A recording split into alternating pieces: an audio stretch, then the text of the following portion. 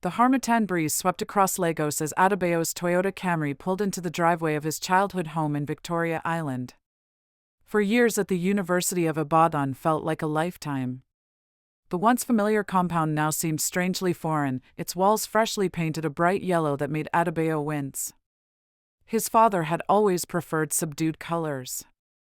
"Welcome home, Adebayo," his 15-year-old sister Folklore shouted, rushing out of the house. Her braids bounced as she threw herself into his arms. "Folklore! Look how tall you've grown," Adebayo said, twirling her around. When he set her down, he noticed her smile didn't reach her eyes. "Everything okay?" Before she could answer, a woman appeared at the door. Chioma, his father's new wife of 2 years. She wore an expensive-looking Ankara dress and more gold jewelry than Adebayo had ever seen on one person. "Ah, the university graduate has returned," Chioma said, her voice smooth as palm oil. "Your father will be so proud when he returns from his business trip to Abuja next week." Adebayo nodded politely, remembering his father's emails about how Chioma had brought life back into the home after his mother's death 3 years ago. Privately, Adebayo had his doubts, but he had promised to give her a chance. That night, over jollof rice and plantain, Adebayo noticed the changes in the household. New furniture, expensive art pieces, and a fleet of house helps who jumped at Chioma's every command. His father's oil servicing company had always been successful, but this level of luxury was new. "The business must be doing very well," Adebayo commented. Chioma smiled. "Your father works hard. He deserves the best." Later, in the privacy of Folklare's room, his sister's whispers painted a different picture. "She's changed everything, Adebayo. She convinced Daddy to fire Uncle Kunal from the company. And Daddy's never home anymore, always at meetings she arranges or business trips." Adebayo frowned. Uncle Kunal had been his father's business partner for 15 years. "What about the family accounts? Mom's inheritance for us?" Folklare's eyes widened. "I don't know. But she has new cars, new clothes, and her relatives keep visiting."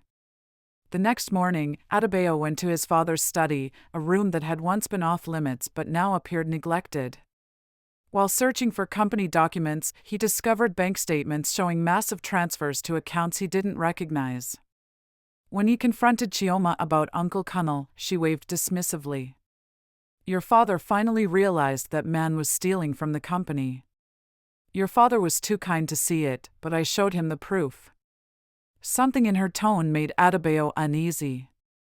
That afternoon, he visited Uncle Kunal in his modest flat in Surulere.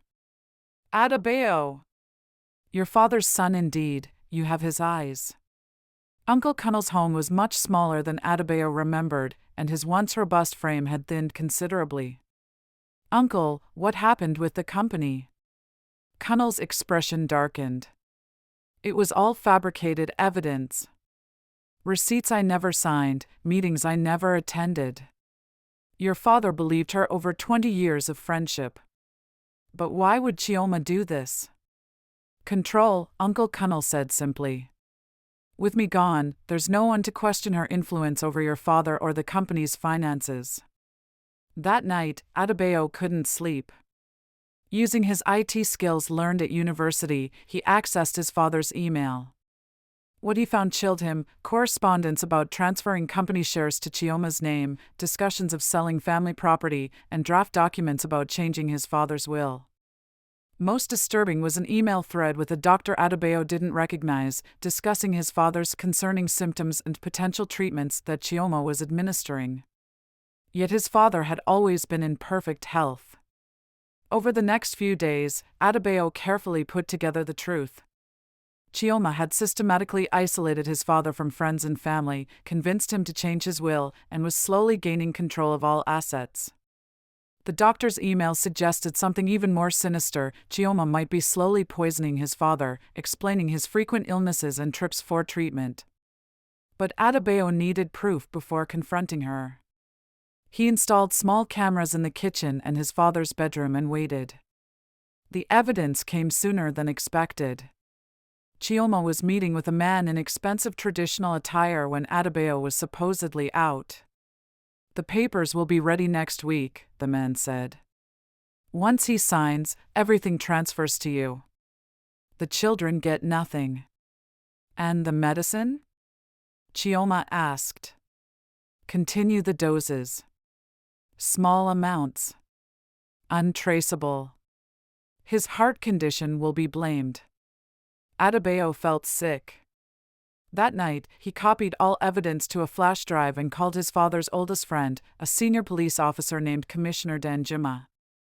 The next morning, Adebayo confronted Chioma in the living room. "I know everything," he said calmly, placing printouts of her communications on the table. Chioma's serene demeanor didn't crack. "These prove nothing. Your father trusts me completely. Who do you think he'll believe? His devoted wife or his jealous son who abandoned him for university? Perhaps he'll believe both." The evidence with his own eyes, came a deep voice from the doorway. Adebayo's father, Oluwasegun, stood there, thin and pale but very much present. Commissioner Danjuma stood beside him. "I came home early," Oluwasegun said, his eyes fixed on Chioma. "And I've heard everything." The shock on Chioma's face quickly morphed into calculation. "Darling, these are misunderstandings. The boy is trying to turn you against me." "The boy," Oluwasegun interrupted, "saved my life. The hospital found toxic levels of arsenic in my blood." As Commissioner Danjuma stepped forward with handcuffs, Chioma lunged for her handbag. Adebayo leaped forward, knocking it from her hands, spilling its contents, including a small vial of clear liquid. "Your lawyer friend confessed everything," the commissioner said as he restrained her. "The falsified evidence against Kunal, the forged documents, the poison. His testimony in exchange for reduced charges." Chioma's face contorted with rage as she was led away. "You don't understand. I deserved that money. I had plans." In the aftermath, the truth emerged. Chioma had been married twice before, each husband mysteriously falling ill. Both had died before any suspicions solidified. She had targeted Oluwasegun after reading about his successful business in a newspaper. The family healing took time. Oluwasegun's health gradually improved once the poisoning stopped. Uncle Kunal returned to his position in the company. Most importantly, the family bond strengthened. 6 months later, as they sat together on the veranda watching the sunset over Lagos, Oluwasegun put his arm around his son. "How did you know to look deeper?" he asked. Adebayo smiled sadly. "Something Mom always said, true love builds, it doesn't take away. Chioma isolated you from everyone who loved you. That wasn't love." Folklore joined them, carrying a tray of mango slices. "The house feels like home again." Oluwasegun nodded. "Sometimes betrayal leads us back to what matters most." As evening settled over Victoria Island, the Adeyemi family sat together, stronger for having weathered the storm, protective of the bonds that no outsider could ever break again. Meanwhile, in a cell in Kirikiri prison, Chioma stared at the wall, calculating how many years she would serve and whether her hidden accounts in Benin Republic would still be waiting when she emerged. A slow smile spread across her face. This was merely a setback. There would be other opportunities, other families. Patience had always been her virtue. But fate had other plans. The next morning, prison authorities found her cellmate, a woman serving time for killing her abusive husband, standing over Chioma's still body, with a makeshift knife in hand. She wouldn't stop boasting about how she almost got away with killing her husband, the woman told authorities. Said she'd do it again to another man when she got out.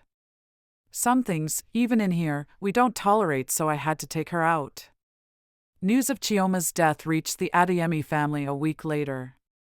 They received it in solemn silence, not celebrating but acknowledging the closing of a dark chapter. "In the village, my grandmother would say that fate has its own justice," Oluwasegun said quietly. That evening, they burned incense and said prayers, not for Chioma, but for themselves, to release the poison of hatred and fear that she had introduced into their lives. A month later, Adebayo returned to his father's study, this time not to investigate but to help reorganize the family business. On the desk sat a framed photo of his mother, recently returned from storage where Chioma had hidden it. "We're building something stronger now," he told the photograph. "Something no one can take away." Outside, new flowers bloomed in the garden that Folklore had replanted.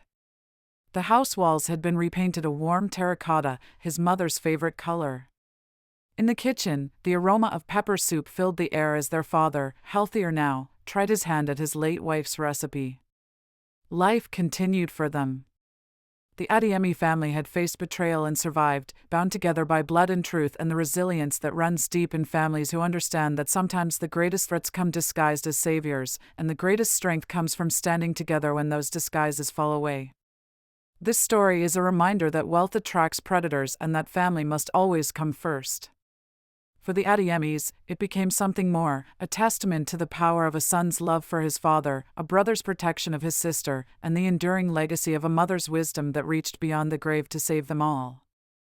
And sometimes, on quiet evenings, Adebayo would tell Folklore what he had learned, that betrayal can break you or make you stronger, that justice comes in unexpected ways, and also the truth always finds its way to the light, no matter how many layers of deception attempt to bury it. What did you learn from this story today? Kindly share your take-home in the comments section. Don't forget to subscribe to this channel for more interesting stories. See you in the next.